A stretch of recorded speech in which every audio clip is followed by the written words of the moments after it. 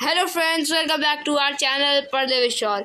तो आज की इस वीडियो में हम लोग पढ़ेंगे class 6 civics chapter 5 rural administration.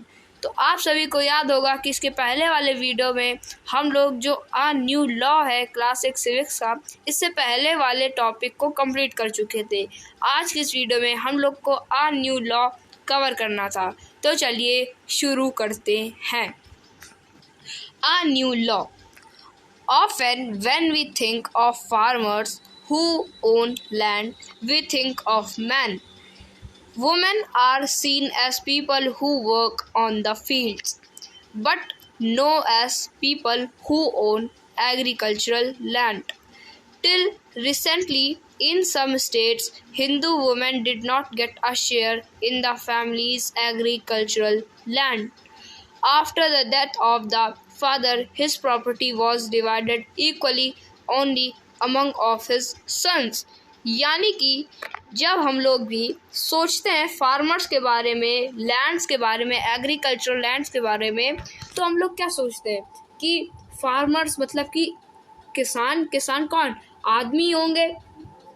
हम लोग सिर्फ लड़कों के बारे में सोचते हैं, आदमी के बारे में सोचते हैं, जिसके पास खुद की ज़मीन होगी कौन? आदमी के बारे में सोचते हैं। वुमेन को तो हम लोग ऐसा समझते हैं कि जो वो वुमेन उस फील्ड में काम करती है, ऐसे हम लोग उसको समझते हैं। ठीक है, जब भी हम लोग वुमेन वर्क इन एग्रीकल्चर समझते हैं तो हम लोग उस बोलते हैं, तो मतलब कि जो औरत है वो क्या एग्रीकल्चर फील्ड में काम कर रही होगी। और जब हम लोग ये बोलते हैं कि a man working on land, तो उसका मतलब क्या समझेंगे कि उस लैंड का मालिक कौन? आदमी होगा। भले ही आदमी जो है वो काम करता हो और औरत का वो खुद का खेत हो, लेकिन हम लोग सोचते ऐसा ही है। अभी रिसेंटली स्टेट में क्या होता है कि जो स्टेट्स हैं कुछ, उसमें क्या होता है कि जो हिंदू वुमेन्स होती हैं उनको अपनी फैमिली में जो एग्रीकल्चर लैंड होता है उनका शेयर नहीं मिलता। मतलब कि जैसे कि अब एक आदमी है, उसके 3 बच्चे हैं। 3 बच्चे में क्या, 2 लड़के हैं और 1 लड़की है। ठीक है, तो जब वो आदमी मरेगा या अपना जो भी उसकी जो एग्रीकल्चरल लैंड है उसे डिवाइड करेगा, तो किसके 3 बच्चे, तो 3 पार्ट में नहीं 2 पार्ट में डिवाइड करेगा। क्यों? क्योंकि उसके 2 लड़के हैं, तो वो अपनी सारी प्रॉपर्टी अपने लड़कों में डिवाइड करेगा। अब उसके पास जैसे कि 2 एग्रीकल्चरल फील्ड है, तो एक एग्रीकल्चरल फील्ड इस लड़के को, दूसरी एग्रीकल्चरल फील्ड दूसरे लड़के को ट्रांसफ़र कर देगा। लेकिन जो उसकी लड़की हो, उस अपनी लड़की को तो कोई भी एग्रीकल्चरल लैंड नहीं देगा।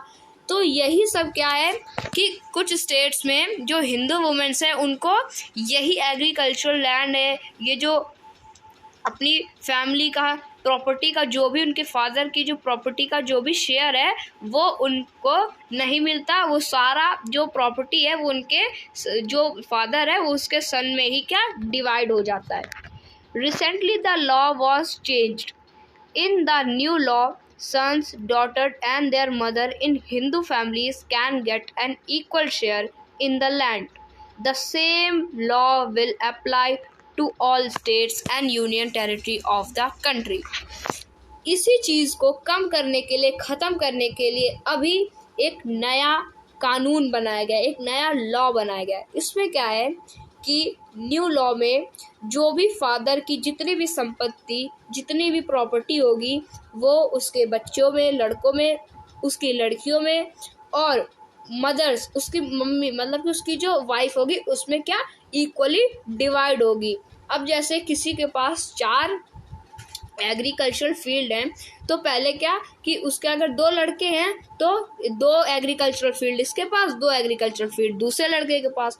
लेकिन अभी क्या होगा, अभी किसी के पास 4 एग्रीकल्चरल फील्ड हैं, और तो क्या होगा कि उसका एक एग्रीकल्चरल फील्ड उसके बड़े बेटे के पास जाएगी, दूसरी एग्रीकल्चरल फील्ड उसके छोटे बेटे के पास जाएगी, तीसरी एग्रीकल्चरल फील्ड उसकी बेटी के पास जाएगी, और चौथी एग्रीकल्चरल फील्ड उसकी वाइफ में इक्वली डिवाइड हो जाएगी।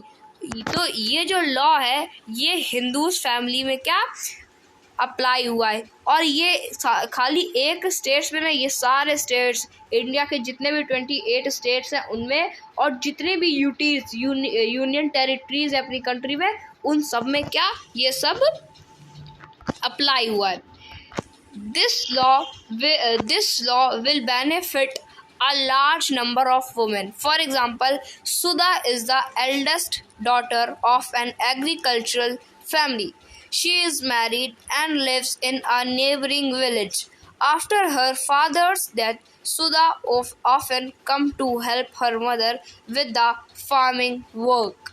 तो क्या होता है कि ये जो अभी नया लॉ बना है, ये पता है ये बहुत तरीके से बहुत सारे वुमेन्स को, एक लार्ज नंबर ऑफ वुमेन्स को क्या बेनिफिट देता है। जैसे कि फॉर एग्जांपल जो एक सुधा है वो अपने घर में सबसे बड़ी बेटी है, और सबसे बड़ी बेटी किसकी? एग्रीकल्चरल फैमिली की, यानी कि उस फैमिली के पास जिसके पास खुद का एग्रीकल्चरल फील्ड है, खुद के उसके पास खेत वेत है उसके खुद के।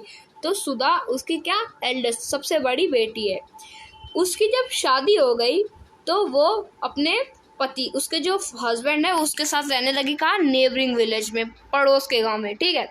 आफ्टर हर फादर्स डेथ, यानी कि जब सुधा के जो पिता थे उनकी जब मृत्यु हो जाती है, जब उनकी डेथ हो जाती है, तो जो सुधा है वो अपनी मदर के पास आ जाती है उनको हेल्प करने के लिए, फार्मिंग वर्क के लिए, यानी कि जो भी खेत में जो काम वाम होते हैं जो कि फार्मर्स करते हैं, सुधा अपनी मदर के साथ सुधा अपनी मदर की उन सब कामों में क्या हेल्प करने लगी। Her mother has asked the Patwari to transfer the land and enter her name along with the names of all the children in his record. तो यानी कि जो उसकी मदर है सुधा की, उसने पटवारी से बोला कि जो भी ये लैंड है इसको क्या ट्रांसफ़र करना है अपने सारे बच्चों को equally. सुधा's mother confidently organizes the farming with the help of the younger brother and sister. Similarly, Sudha also lived with the assurance that if she ever has a problem, she can always depend upon her share of the land. तो जितने भी उसके पास जितने भी property थी, agriculture land थी, उसने अपने सारे बच्चों पर क्या डिवाइड कर दी, इक्वली शेयर दे दिया। तो जब जो सुधा की मदर थी वो काफ़ी कॉन्फिडेंटली थी कि जो उसकी यंगर ब्रदर और सिस्टर और जो सुधा है उन सबको क्या इक्वली पार्ट देने के लिए। अब जब भी सुधा को कोई भी दिक्कत आएगी उसके लाइफ में, या कोई भी जो उसको पैसों की ज़रूरत पड़ेगी, तो वो क्या उस लैंड से क्या थोड़ा उस जो लैंड का जो शेयर मिला है उससे वो क्या अपना काम चला लेगी। तो ये जो हमारा टॉपिक था अ न्यू लॉ, ये हम लोगों को क्या ख़त्म हो चुका है।